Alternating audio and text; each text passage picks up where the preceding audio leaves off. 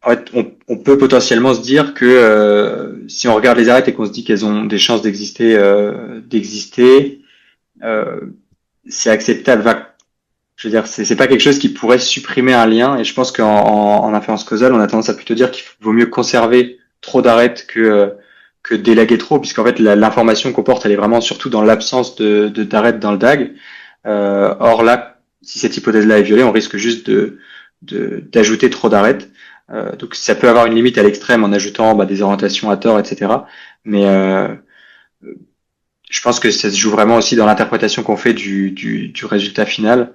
Et il vaut mieux toujours, je pense, avoir un résultat final trop dense qu'on rediscute et duquel on supprime des arêtes que d'avoir un résultat trop sparse parce que le graphe a élagué à tort une arête. Et pas de question dans le chat. Alors, je pose une deuxième, et c'est le choix des variables dans l'ensemble de confusion avec ce critère que tu as été capable d'expliciter, que je ne devais pas le faire, mais qui était de 50%. Ouais. Voilà. Est-ce que vous avez fait varier ce critère, et quel impact, alors, vous l'avez fait, hein, bien sûr, mais quel impact ça a sur les résultats, en particulier si on abaisse ce seuil? Est-ce qu'on se rapproche effectivement de, de, de, de quelque chose qui est plus proche de zéro? Est-ce qu'il y a un biais vers la nullité lorsqu'on abaisse ce seuil avec un ensemble d'ajustements qui est beaucoup plus important? Et comment on justifie ce 0,5? C'est ça ma question. Ouais. Alors effectivement, à l'extrême, si on pousse le seuil à 0, on va se retrouver à ajuster sur tout. Donc on a le fameux ratio qui est proche de 1 là. Si on le fait varier un petit peu, c'est-à-dire que si on ajoute le glucose ici, ça change pas significativement notre estimation. Donc le choix de 50%, il est arbitraire en fait, et donc il est plutôt sujet lui aussi à une analyse de sensibilité plus qu'à être justifié par autre chose qu'une espèce d'heuristique de se dire si plus d'une fois sur deux c'est dedans, on considère qu'il y a beaucoup de signal. Mais oui, c'est vrai que c'est plutôt quelque chose qu'il faudrait faire varier comme analyse de sensibilité et voir si ça change les résultats. À vrai dire, le bootstrap, c'est un petit peu c'est très heuristique. J'ai pas vu beaucoup de garanties théoriques, même c'est vraiment intuitif. Donc il n'y a pas encore trop de seuil. Il y en a même qui vont juste le faire et donner les résultats en disant voilà, cette arête-là, elle est à 60%, celle-ci, elle est à 80%. Sauf que nous, comme on voulait faire une estimation après, il fallait bien garder des variables. Et donc je pense que c'est plutôt un paramètre sur lequel faire une sensibilité et après choisir en fonction de ce qui nous paraît pertinent. Mais là, en l'occurrence, c'était vraiment de choisir quelque chose d'assez simple et heuristique parce que le but du papier était aussi méthodologique et d'introduire ces outils-là. Eh bien, écoute, merci encore pour cette présentation, et donc merci à toutes et tous de votre participation à ce séminaire. Donc, il sera enregistré, et donc je vous donne rendez-vous au mois de juin pour le prochain, mais je pense qu'on aura d'autres interventions avant cette date, à la fois autour de la bibliographie et une intervention qui n'est pas encore planifiée, mais qu'on va faire très prochainement avec Denis Nash sur ses travaux actuels. Voilà, à bientôt à tous.